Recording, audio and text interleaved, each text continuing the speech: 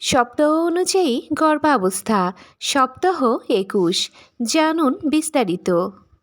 আজকের ভিডিওতে আমরা জানব গর্ভাবস্থার ২১তম সপ্তাহে শিশুর বৃদ্ধি, মায়ের শরীরের পরিবর্তন, কোন লক্ষণগুলো স্বাভাবিক, কি খাবেন আর কি খাবেন না, কোন সমস্যা হলে ডাক্তারের কাছে যাবেন, গুরুত্বপূর্ণ টেস্ট এবং দরকারি টিপস। ভিডিওটি শেষ পর্যন্ত দেখলে সপ্তাহ ২১ সম্পর্কে সব কিছু পরিষ্কারভাবে জানতে পারবেন। হ্যালো এভরিওয়ান, আসসালামু আলাইকুম। আপনাদের সাথে আছি আমি উর্মি আহমেদ তৃষা। আমি একজন ফার্মাসিস্ট। স্বাগত জানাচ্ছি নূর অফ ইসলাম চ্যানেল থেকে, যেখানে আমি স্বাস্থ্য ও ইসলামিক লাইফস্টাইল নিয়ে আলোচনা করে থাকি। চলুন আর কথা না বাড়িয়ে শুরু করা যাক। প্রথমেই আলোচনা করব সপ্তাহ ২১ মানে কত মাস। ২১ সপ্তাহ ইকুয়াল ৫ মাস প্লাস ১ সপ্তাহ। এটি গর্ভাবস্থার দ্বিতীয় ট্রাইমেস্টার।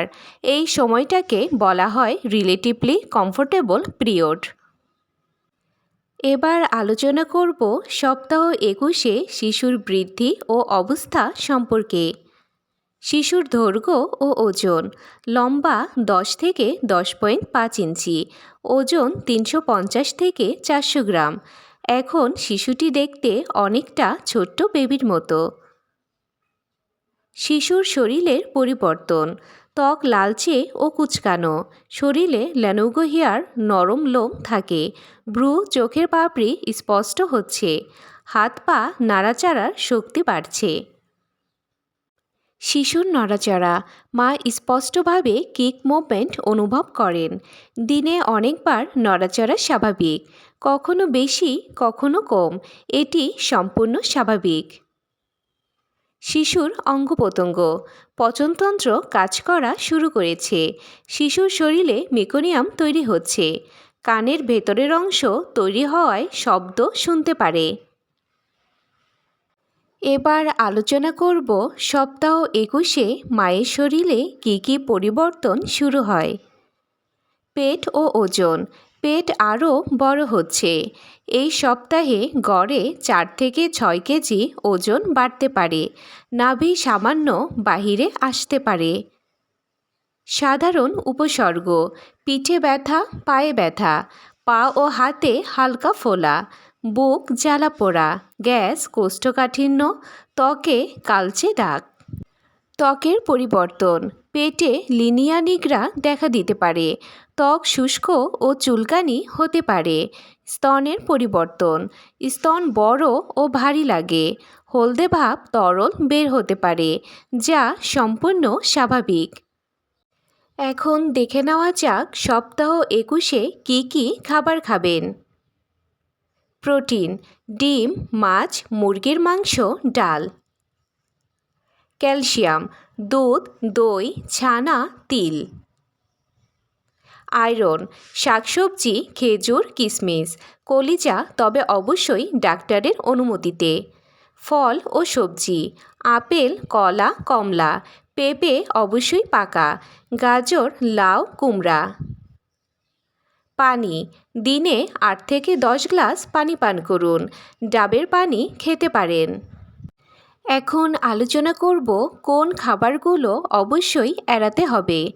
কাঁচা বা আধা সেদ্ধ ডিম, কাঁচা মাছ, অতিরিক্ত ঝাল, অতিরিক্ত তেল, চর্বি, সফট ড্রিঙ্কস, কফি ও এনার্জি ড্রিঙ্কস। এখন আলোচনা করব সপ্তাহ ২১-এ গুরুত্বপূর্ণ পরীক্ষাগুলো কী কী। অ্যানোমালি স্ক্যান বা লেভেল 2 স্ক্যান, রক্ত পরীক্ষা, ইউরিন টেস্ট, ডাক্তারের রুটিন চেক আপ। এবার আলোচনা করব কখন অবশ্যই ডাক্তারের কাছে যাবেন।